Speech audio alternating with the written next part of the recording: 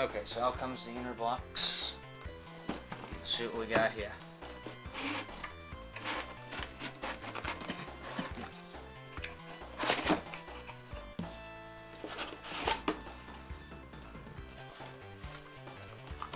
Okay, so first thing we got is the Genesis system itself. Take it out of the bag here. So you can see it's actually not in bad shape. As I mentioned before, and you guys probably already noticed, it's the non-high definition graphics model. So it's also the model without the excuse me, the extension port on the back. So we got the Genesis system itself. Again, no controller. Here, some cardboard piece. And then we have a couple of adapters to go from coax to the old UHF antenna hookups. So on this one here, coax to the antenna hookup, and then from the antenna hookup to a coax adapter. So we have two of those here. Also have the power supply tucked up under here. So power supply itself, and here got an RF adapter as well. An RF adapter. Another bag, and some documentation. So I'll take this off of here. That's it in there. And then on the bag itself here says up to 3 years extended warranty, where warranty available, details inside. How many things have a 3-year warranty these days? Not many. Show how much things have changed. So out of there we got some it's like promo for Batman Returns on Sega CD, a couple of accessories, as well as some advertisements for a few games as well. And there's also a poster tucked inside here as well. Nah, it's just most accessories in the Sega CD. Why not? Oh, well, actually, no, never mind. It's the Sonic 2 poster. That's right as well. I already have one of these upstairs actually on my wall. Or at least I used to. I took that down a while ago. Still have it though, it's upstairs. Let's see, oh, it's that service protection plan. Let me zoom in a little bit here. We take care of tomorrow. Extended warranty coverage for up to 3 years. It's only $19.95 for the 3 years, or $14.95 for 2 years. It's your service protection plan, administered by Delta Warranty. So it's by some third-party company. Alright. Okay.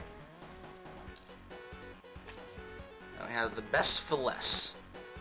Joe Montana Football is now a Sega Classic title. Look for the classic blue box. Picture of Shadow Dancer, Secret of Shinobi, Golden Axe, Sega Classic Arcade. These are truly classics.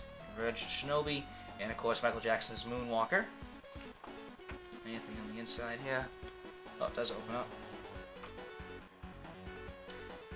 And see, more classic sports games, some classic RPGs. Actually have Arnold Palmer's Golf already. It's actually pretty fun.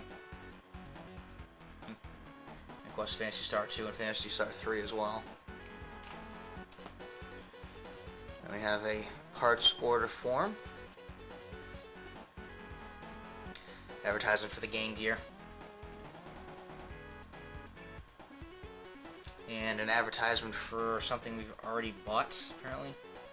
Just another advertisement for the Genesis and Sonic 1 pack. And then more game advertisements, and this is most likely another poster as well. Advertisements for Game Gear accessories. I gotta say, these pamphlets and whatnot feel so crisp. I don't think anybody's even opened these before, so that's pretty cool. Epilepsy warning. Everybody likes those.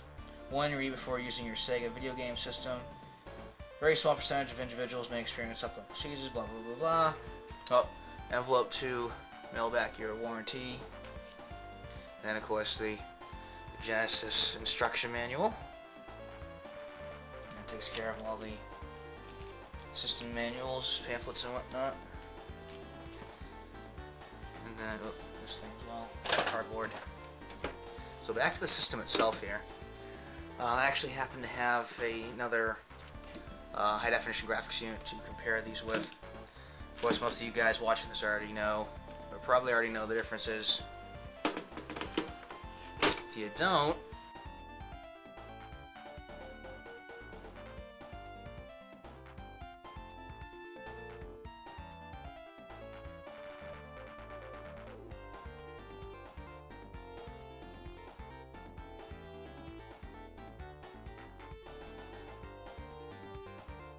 so I was speculating before, this one I just got, since it doesn't have high definition graphics logo on it, as well as coming with a Sonic 1 cart, rather comes with a Sonic 1 cart that's advertising the Sonic 2 artwork.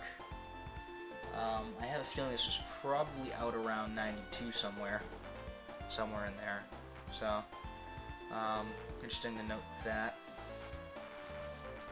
As you guys know, we got the on-off switch, reset button, volume slider, headphone port, controller ports, and on the back here, power, AV out, RF switch, as well as your channel selector, and then, of course, the noticeable non-existent extension port versus the back of the high-definition graphics Genesis, which does have the extension port.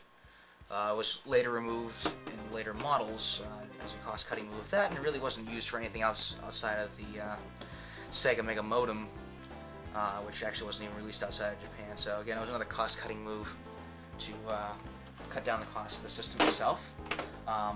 Due to the placement of the ports as well on this one, and I have turned this on and checked it out, this is, again, not the last model, I believe VA7 motherboard with the lousy sound chip in it.